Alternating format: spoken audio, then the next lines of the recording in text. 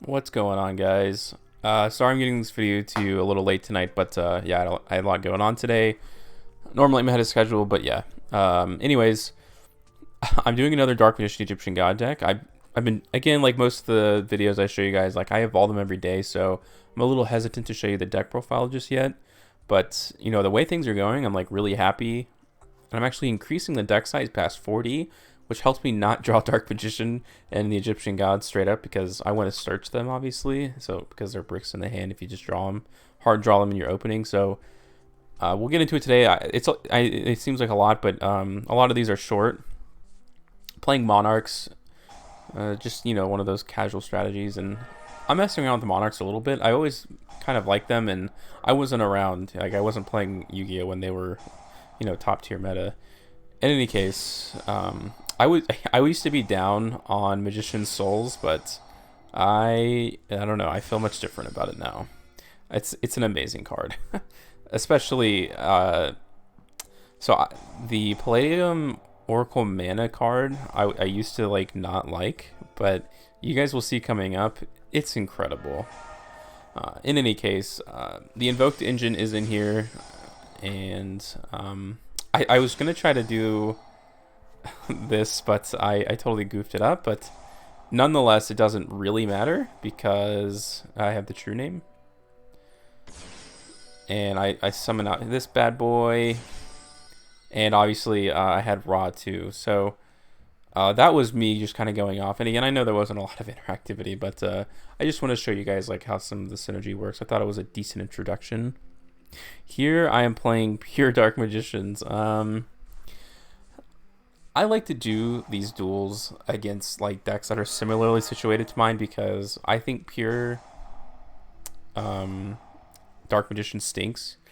Mostly because I've been playing them so much. And this is where the synergy comes in, guys. Like, as silly as it sounds, like, in terms of like pure, these things work together. Dark Magicians is best with Egyptian Gods, and I don't know if that's intentional, but yeah. Maybe Spirals would also be another one. But, you know, I'm not really interested in playing in Spirals. I'm much more interested in Dark Magician. As I'm sure a lot of people are who are interested in casual strategy, you know. So yeah, just go ahead and pop one of his back row. I'm not sure what he's playing yet, so I'm just kind of waiting and seeing. I was definitely smart to shotgun Nightmare Phoenix. I'm trying to assemble game, and I just get stupid with it. I run right into a Nibiru like a dummy.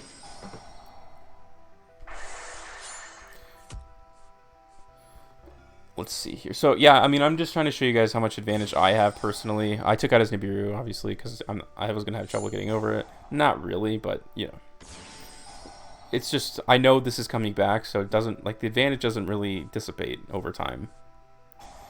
And I get this bad boy, and I'm just using it. Honestly, I go back and forth with Millennium Revelation a lot.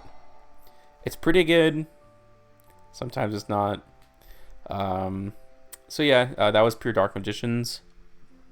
Here, okay, this guy quit like before I even got going, but check out this like crazy hand, dude. It is insane. So start out with Blue Boy, which is definitely not bad. And I already have this combo going with the true name, so this in and of itself, it works so well together with Dark Magicians alone. But because if you whiff on Dark Magical Circle, doesn't matter. So in any case, there's more drawing. Here I can stack the deck and draw and get whatever I want. Here's a Twin Twister. So, and who knows what else I would have done. I just want to show you guys, like, when you get it right, like, you can go through your deck and pretty much pick out what you want, which is insane. Because that's the problem with Dark Magicians, right? Because if you get your combo off right, it's usually pretty darn good, but it takes a lot. So you gotta be able to go through your deck and really go for it. Here's a fairy matchup. This is just like, I know everyone's playing these right now, so I'm just kind of trying to get ahead of all this stuff with you guys. Yeah, not the best, but I kind of, so that's a terrible draw for him, obviously, but You know, he doesn't have much either. I'm able to boost the attack anyways, which is nice. And drawing, you know, opening circle obviously is great. And that gives me a search, which is awesome. I can grab a raw. And I can get Invoker back. And now that I use Ancient Chant, what do you know? I got exactly what I need. I'm just setting myself up just in case, but I'm not too worried about it. And so I just in case that was, you know, like a Mirror Force. I don't know. It's so random on this website, but I don't know. I just thought that was pretty smart play. I thought you guys might enjoy that. This... Oh, wow. I don't even know if I should save this. I'm going to save that to the end. I play Galaxy Eye. So this is something... I think I have 2 of these. And I just wanted to show you guys that this... I have a great matchup against Mystic Mine, which I don't know if that's worth, but people for sure play it. Mystic Mine Burn. So I am stacking my deck here. Go ahead and grab Navigation, because why not? Because I already have the Eternal Soul. So that's like basically full combo for Dark Magicians, and I didn't really go for it. He tries to hit my Eternal Soul, but he missed. So he totally whiffed. And I'm like, okay, now I know he's playing Dark Bribe. Better do that before. Because otherwise I would have been screwed. Top of Twin Twisters, which is fantastic.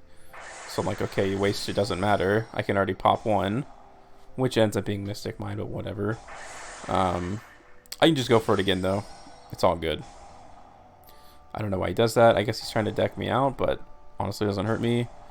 Now I can go for... So, oh yeah, I remember why I saved this especially. Always attack with your smallest monster first. So now he has like 20,000 points, but I mean, he has 1 card at a time. He top decks Pot of Duality, which is pretty good, but what are you gonna do? He gets his Mystic Mine back, but it's like, okay, it's fine. Because my spot removal has nothing to do with... I have Twin Twisters, but I also, you know, I have Dark Magical Circle, so... And I can pop that, no problem. I'm trying to assemble game here. I'm just embarrassing myself, basically. What are you going to do? And I had Dark Magician and Oracle. So I'm getting close. I was trying to go for Boral Sword, but I just couldn't get it done. In any case, he top decks Magical Mallet, so nothing there. Here is a great duel against Salmon Greats, and I think this is a great example of what, you know, the peak of this could be. So I have this my standard Invoke plays, and I can draw here, which is fantastic. This is a great card that I, you know, recently added. I still have my Invoke plays, especially Oracle Mana being a light, just that is where the synergy really comes in.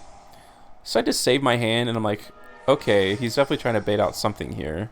This is fine. I'm not really too worried about this. I'm like, well, I'm not gonna. If I let him not go off, then I should be fine. And you know, having Sanctuary banished is really tough. You know, it won't be impossible, but I know I have Eternal Soul in my hand, and a lot of people, you know, for traps to be negated is not usually online for Makaba, but you know, being Dark Magician is, and I was like, okay, I know he is in the gate here, he's going to try to destroy, and now I'm fine. And I already know it's on top because I stacked it. Get my Obelisk out. I still have these plays to go for. Navigation. That's a couple draws. It was stupid of me, but I was like, whatever, I'm going to assemble game here anyways. I can start banishing his own monsters, which is fantastic. I can boost the attack of that. And he surrenders, so not a bad board at all, especially for Dark Magicians, I would say. I would say this is a little better than what they're used to, especially because I'm already set up for next play if he were to survive somehow. Here's Tunes, and I show Tunes all the time, but it's just something we as a community are just going to have to get used to. So these are standard here. And recently what I've added is IP Masquerena, so if you hard drew like your blue boy or something like that, there is an alternative plan. It's actually pretty darn good. It would be IP and Macapa, which is, I think, fantastic. I whiff on there, which is not great, but you know, my graveyard's already set up, so it's not a big deal. I'm thinking, okay, now I know it's tunes because I don't think regular Red Eyes players use this. And he like quite literally just has like the greatest opening I've ever seen. I mean, seriously, you open Comic Hand and Tune Page Flip and your Tune Kingdom. So, I mean, it's not fantastic, but top decking Blue Boy definitely helps. But the thing is like, okay, now he has my Bakaba. He goes neg there, so it's not the end of the world. He top decks another Tune Page Flip. It's like, huh, dude, come on. That's depressing. Luckily, he can't attack, especially because he banished, and then that's the first time the tune came up. So I finally get a top deck of my own. And now we can start, you know, ending this game, luckily. It was really annoying. So I'm going to get over both his monsters. And once I was in this position, like, okay, tunes, first of all, can't assemble combo with one piece. It's all dependent on Tune Kingdom and usually a Tune monster being on the field, which is obviously why this deck isn't nothing more than just mega casual. So I'm able to swing for game. It's just like, you know, almost like a worst case scenario playing against tunes, and I was still able to push through. Here's a true Draco matchup, which I think is like a pretty good parameter for how successful this deck can be. He's got a few powerful floodgates here for sure.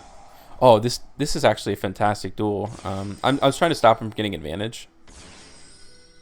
And unfortunately, I hard drew my Dark Magician and 2 Egyptian Gods. But since I had Guardian Slime, I go ahead and take the damage. It's whatever. Not ideal, but what are you going to do? And drawing Millennium Revelation obviously is pretty darn good. So his hand's honestly not great either, but I was going for the double Egyptian God finish line here, but of course there can be only one, so which is unfortunate. Leaving him out there, it's like, okay, I don't know what's going to happen, but we'll see. Fortunately, he hasn't gotten into his true Draco engine just yet. So I almost go for a game. It's really close. And that was a really good trap card, by the way, just for drawing power, but whatever. You know, I try to go for a game here. And the duel's getting really close, so I have to make sure I can do something with myself. So main phase 2, having that souls obviously makes a big difference. Don't need either of these now, so that's another. It's just, you never know. Like, souls is just so great because of the situational wise. So I feel pretty comfortable protecting myself at least for one turn. Let's see here. I think he may have too many trap cards, but I think that's, you know, the problem with True Draco right now is because so many of their good cards got, you know, banned. And at this point, this is all just extra because I know that True Draco is kind of based on targeting, and Obelisk can't be targeted. These are all just like, okay, what if he has Mirror Force or something stupid? He doesn't. He can't target my Obelisk, so I was able to swing in for game. Luckily, he didn't have Sparks in his hand. And this will be the last duel for you guys today. And this is the power of Palladium Oracle mana. So I don't know what he has, and I'm like, okay, I have Twin Twisters, which I guess is okay. I'm just trying to see if I can get anything here. Another Twin Twister, so I'm like, hopefully it's a back row heavy deck. And I'm like, okay, jeez. This is not good. He goes in the Techion, which I don't think he realizes it's attack on monsters. So I'm able to survive, and I'm like, this is not looking good. I need something to help me out here. And luckily I was able to stack my deck as a circle. This will help me keep combo going here, and I'm like, okay, Twin Twisters doesn't matter anymore. Souls I can get back, which is great. I'm just trying to draw. He unfortunately goes straight neg too. That is the best. I think it's the best counter trap in the game. Shuffling into the deck, activating from the hand. I love Galaxy Eyes, so this isn't something I'm like salty, I guess. He makes another mistake here thinking that he can attack. Can't. So at this point, it's a little bit of a top decking war. I get another circle, which isn't the end of the world. But grabbing navigation isn't fantastic either. And now I'm like, okay, it's over. Then I'm like, wait. Mana to the rescue. I can't be destroyed by card effects. Oh, man, it's so funny. So, okay, I'm able to survive one more turn. I mean, it's still not great. I'm really just struggling to get through. You fool! Once again, you've fallen for the biggest blunder yet. I'm good there. I get the inheritance, the top deck, which is a blessing. I can finally get my souls and get my plays going, so I'm still chugging along here. But now I feel pretty comfortable. I know he can't attack, so I'm like, alright, whatever. Let me just banish his Slifer so that it doesn't bring out a Galaxy-sized monster. Boom, gone. And top decking Alistair obviously is fantastic. Doesn't matter. Haven't used my normal summon yet, but I'm going to use it probably on this. Go ahead and banish. And I could do it on Blue Boy. It's honestly just unfortunate that I got Blue Boy, but whatever. And he saw the writing on the wall. So never underestimate mana, especially in Dark Magicians. I know people use it just in general, but that's going to do it for today, guys. This deck is honestly, it's my most favorite. It's my favorite to play right now. And I will do a deck profile eventually. I'm hoping I can do it in real life, although I don't know when Ancient Chant's coming out. It seems like it's in a couple months, but we'll see about that. Probably do a couple more of these as I refine it. I already added new cards today, so, and I'll probably stream it on Twitch, which is at Blue Milk Boys, in case you want to watch me live. And other than that, guys, it's going to do it for today. Thank you so much for listening, and I'll catch you next time.